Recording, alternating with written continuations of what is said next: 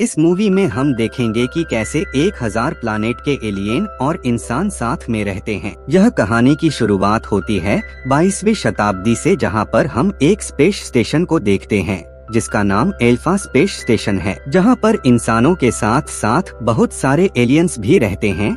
यह सब यहाँ पर मिलकर रहते हैं। ये लोग एक दूसरे के साथ अपनी टेक्नोलॉजी को शेयर करते हैं, उन्हें और डेवलप करने के लिए, और इस तरह से इन्होंने इस एल्फा स्पेस स्टेशन को बहुत ही आधुनिक बना दिया है। और इसकी सबसे बड़ी प्रॉब्लम ये होती है कि ये स्पेस स्टेशन इतना बड़ा है कि अर्थ की ग्रेविटेशन फोर्स की वजह से उसकी तरफ कभी भी खींचा जा सकता है। इसलिए यहाँ पर जितने भी अलग अलग प्रजातियों के एलियंस और इंसान हैं, वो इसे स्पेस में दूर ले जाते हैं। ये स्पेस में ट्रैवल करने वाली पूरी की पूरी एक दुनिया है। अब 600 साल बीत जाते हैं और हमें एक प्लानेट दिखाया जाता है जिसमें रहने वाले एलियन को पल कहा जाता है, और इनके इस प्लानेट पर हर चीज की सुविधा है और इस प्लानेट के लोग एक खुशहाल जीवन जी रहे हैं। और ये सिर्फ पल पैदा करते हैं, यानी कि मोतिया। और इनके पास एक ऐसा जानवर भी होता है जिन्हें ये मोतिया खिलाते हैं, जिसके बदले वो बहुत सारे मोतियों को पैदा करता है जो कि बेशकीमती है।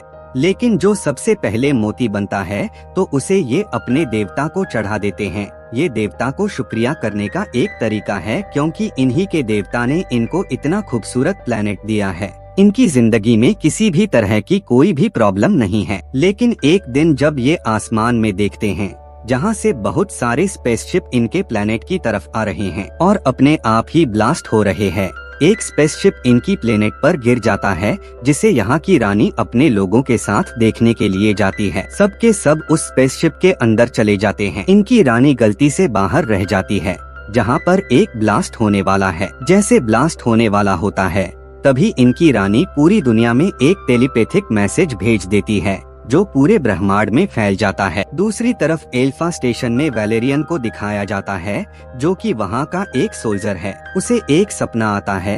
यह सपना दरअसल वही टेलीपैथिक मैसेज होता है जो रानी ने भेजा था। वो देखता है कि कैसे एक सुंदर प्लेनेट कुछ स्पेसशिप्स के आने की वजह से पूरी तरह से तबाह और बर्बाद हो गया। वैलेरियन को समझ में नहीं आता कि ये सपना क्या था। अब वहाँ पर उसकी एक साथी आती है जिसका नाम लॉरलीन है। वो उसे बताती है कि हमें एक नया मिशन दिया गया है। ये दोनों के दोनों अपने मिशन के लिए निकल पड़ते हैं।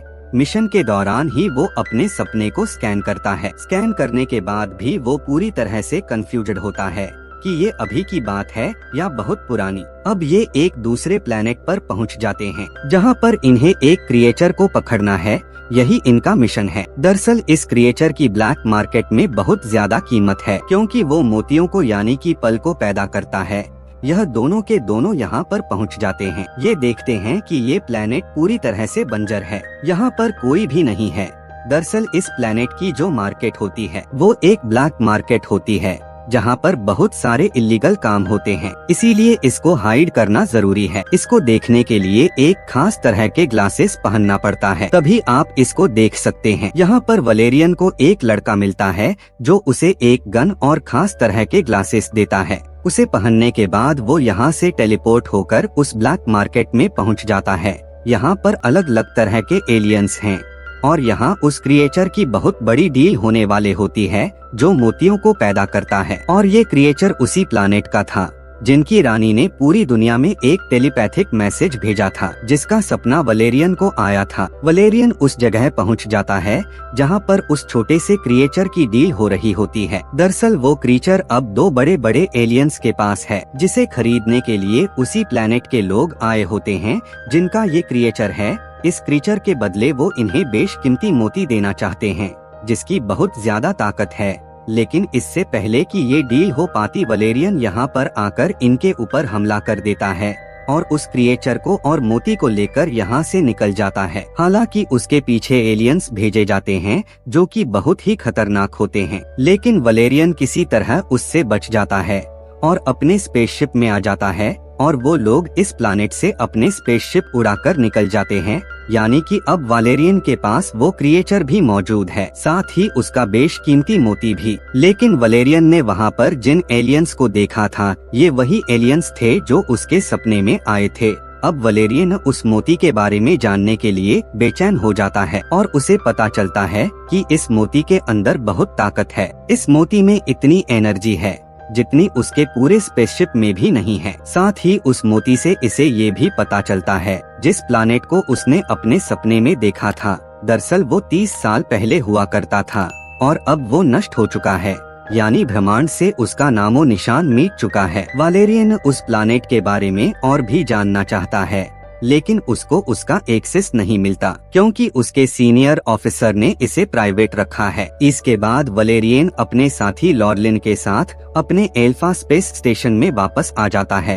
ये स्पेस स्टेशन बहुत बड़ा है और यहाँ पर 800 तरह के अलग अलग एलियंस पाए जाते हैं। इनमें से कुछ ऐसे भी एलियंस हैं जो नष्ट हुए चीजों को दोबारा से पैदा कर सकते हैं। इसके बाद वलेरियन और लॉरलिन अपने हेड कमांडर के पास जाते हैं और इनके कमांडर के पास कुछ ऐसे रोबोट होते हैं जो इसने अपने पर्सनल यूज के लिए बनवाए थे। जो रोबोट्स इसके एक ऑर्डर पर कुछ भी कर सकते हैं। इसके बाद कमांडर इन्हें एक और मिशन के बारे में बताता है कि हमारे इस अल्फा स्पेस स्टेशन के बीचों बीच एक रेड जोन एरिया है जिसके बारे में किसी को कुछ नहीं पता। मैंने अपने कुछ आदमी भी वहां भेजे थे देखने के लिए, लेकिन वो वापस नहीं लौट पाए और उन्हें वो ये भी बताता है कि अगर इसे जल्द से जल्द खत्म नहीं किया गया तो ये पूरी स्पेस स्टेशन को बर्बाद कर देगा क्योंकि ये दिन पर दिन बढ़ता जा रहा है। और दूसरी तरफ कमांडर ने एक एलियन को भी पकड़ा हुआ था जो कि वही खूबसूरत प्लानेट का है। वो उसे बहुत टॉर्चर कर रहा होता है। कमांडर साथ ही लॉरलिन से वो क्रिएचर को मांगता है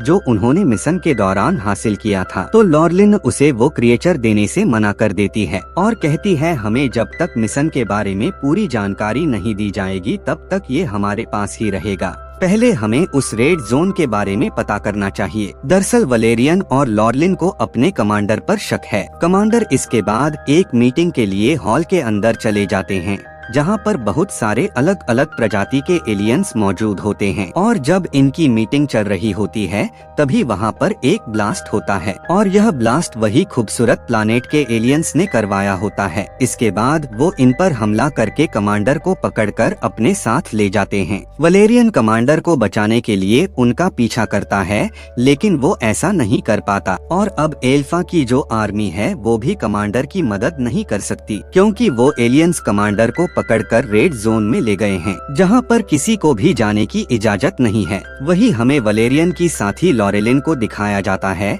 जो वलेरियन की मदद करने के लिए वहां पर पहुंच जाती है, पर तभी कुछ एलियन उसको भी पकड़कर अपने साथ ले जाते हैं। यह बात सीनियर ऑफिसर को पता चल जाती है कि लॉरेलिन को कुछ एलियंस ने पकड़ लिया है, लेकिन वो लॉरेलिन को भी नहीं बचा सकते क्योंकि वहाँ पर रेड जोन है। पर वलेरियन अपनी दोस्त लॉरेलिन को किसी भी कीमत पर बचाना चाहता है, इसीलिए वो एक लड़की के पास जाता है जो इंसान की तरह तो दिखती है लेकिन ये इंसान नहीं है बल्कि ये एक एलियन है जो किसी का भी रूप धारण कर सकती है। इसके बाद वो अपने असली रूप में आती है, फिर वो वलेरियन की बॉडी के अंदर घुस जाती है और इसके बाद ये उस तरह के एलियन का रूप धारण कर लेती है जिन्होंने लॉरलिन को पकड़ा है और ये उसी जगह पर चले जाते हैं जहां पर लॉरलिन को ले जाया गया है। यहाँ पर हर तरफ उसी तरह के एलियंस मौजूद होते हैं लेकिन ये वलेरियन को नहीं पहचान सकते क्योंकि वो उन्हीं की तरह दिख रहा होता है।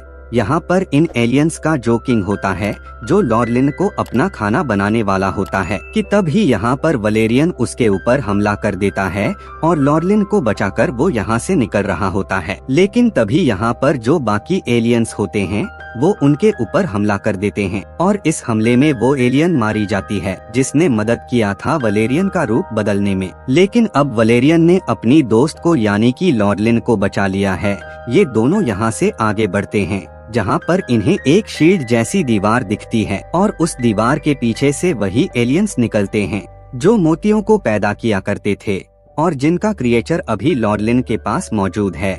इसके बाद वो बताते हैं कि हमारा प्लानेट बहुत खूबसूरत हुआ करता था लेकिन एक दिन अचानक से बहुत सारे स्पेस शिप हमारे प्लानेट के ऊपर क्रैश होने लगे जिसके बाद हमारा प्लानेट बर्बाद हो गया और ये सब तुम्हारे कमांडर की लापरवाहियों की वजह से हुआ। एक बार जब अल्फा स्पेस स्टेशन को हासिल करने के लिए तुम्हारे कमांडर और दूसरे प्लानेट के लोगों के बीच फाइट चल रही थी तो तुम्हारे कमांडर ने उन्हें चीट करते हुए उन पर एटॉमिक मिसाइल मार दी, जिससे उनका पूरा मदर बोर्ड उड़ गया और सारा का सारा स्पेस क्राफ्ट हमारे प्लानेट पर क्रैश हो गया। क्रैश होने की वजह से सारा प्लानेट बर्बाद हो रहा था, तो हम एक स्पेस शिप में छिप गए, लेकिन हमारी जो राजकुमारी थी वो गलती से बाहर ही रह गई। इसके बाद उन्होंने एक टेलीपैथिक मैसेज भेजा जो पूरे ब्रह्मांड में फैल गया, जो 30 साल पहले भेजा गया था। जो तुमने आज के समय में देखा, दरअसल हमारी राजकुमारी का एक छोटा सा सोल तुम्हारे अंदर मौजूद है, जो कि अभी वालेरियन के अंदर दिख रहा था। इनका जब प्लानेट बर्बाद हुआ था तो ये बचे हुए मलबों के ऊपर काम करके उसे दोबारा से रहने लायक बना लिया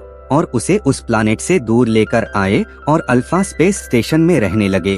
और जब ये बात कमांडर को पता चली तो उन्होंने इसे रेड जोन का नाम दे दिया, ताकि कोई यहाँ पर ना जा सके, ताकि उनकी सच्चाई लोगों से छिपी रहे। दरअसल वो खास मोती अभी भी इन एलियंस के पास है, जिसे उस क्रिएचर को खिलाने पर बहुत ज्यादा मोतियों को बनाया जा सकता है, जो क्रिएचर लॉर्लिन के पास मौजूद है। इसीलिए ये ब्लैक मार्केट में उस क्रिएचर को खरीदने गए थे, लेकिन वलेरियन उसको लेकर वहाँ से निकल गया। इसके बाद कमांडर को होश में लाया जाता है और उसकी सारी सच्चाई लॉर्लिन और वालेरियन को पता चल चुकी है।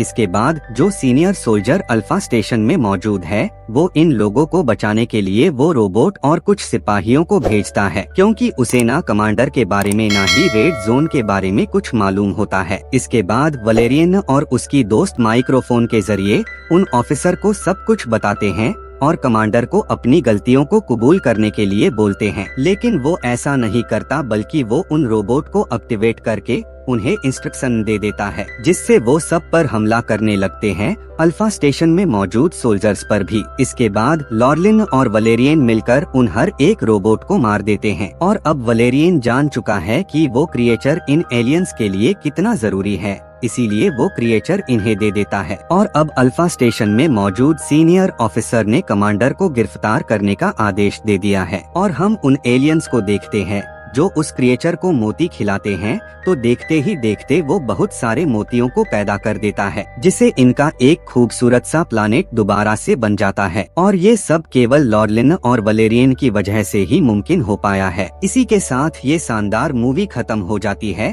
Thanks for watching.